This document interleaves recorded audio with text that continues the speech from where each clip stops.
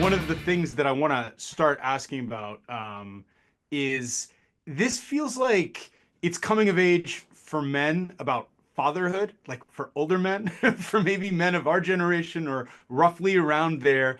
And it touches on ideas of masculinity in both humorous and pretty serious, I feel like, ways. And I want to hear you both of you talk a little bit about what you think about what masculinity is right now. Like there's a lot of like there's kind of and like why how the movie addresses that stuff.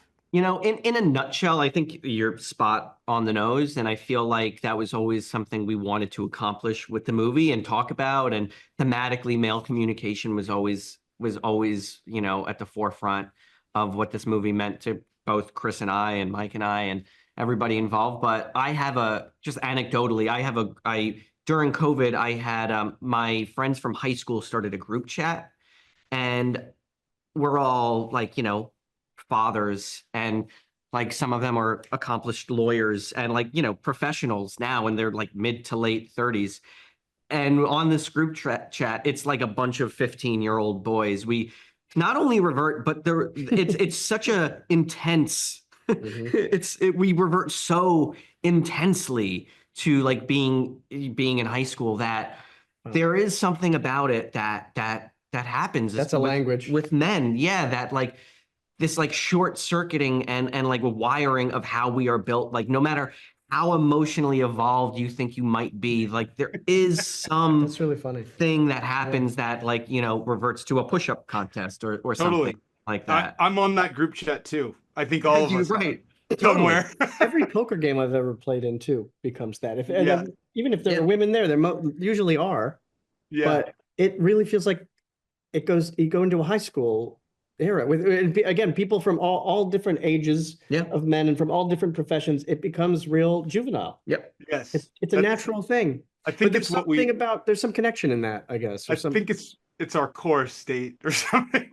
I wanted to also ask you guys, there's a kind of life unexplored aspect to this movie. There's a second chance aspect to this movie. Right.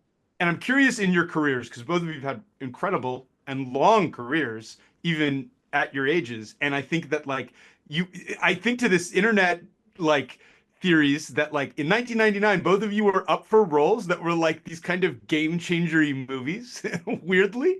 And I'm curious if you guys can talk a little bit about, do you ever look at the movies, the opportunities, the things that didn't go, the things you wish you had, and how it all goes, and have kind of reflections on your path in that way? Yeah, all the time, because it's like it's just that existential thing of like when you look at your life and the things you're grateful for, like, my wife, my kids, like the things that are just like came to you through a series of dumb, happy accidents and miracles.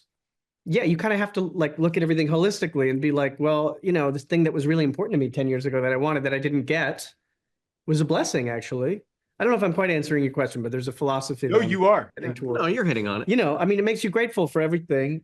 If you're happy for your life, you have to be grateful for even the things that went wrong in a way. And yeah, I reflect like that all the time now that, when I look at my kids and just look at my life. I mean, to like tangibly, like I feel like, I went through a period of not working for a while, and even if it was just a year or so here and there, like in my life and career, from my point of view, I've always felt so lucky to work. But it wasn't until I wasn't working, and Maya says this all the time. It's like you really, Pen 15 didn't come because she was a, successful, working actor. It comes in the moments of growth, of like personal growth and time that, if I didn't have that myself, there would be no Sacramento, probably. Like the script really started because Chris Smith and I wrote or acted in a pilot together. And it was a great pilot. And we all thought it was going to be a successful show. And it didn't get picked up. And so, like, that's where this script came from, because we had nothing to do all of a sudden. Fallow periods. Yeah. So, I mean, and to quote my parents, they always said, one door closes, another door opens. It's the simple fact.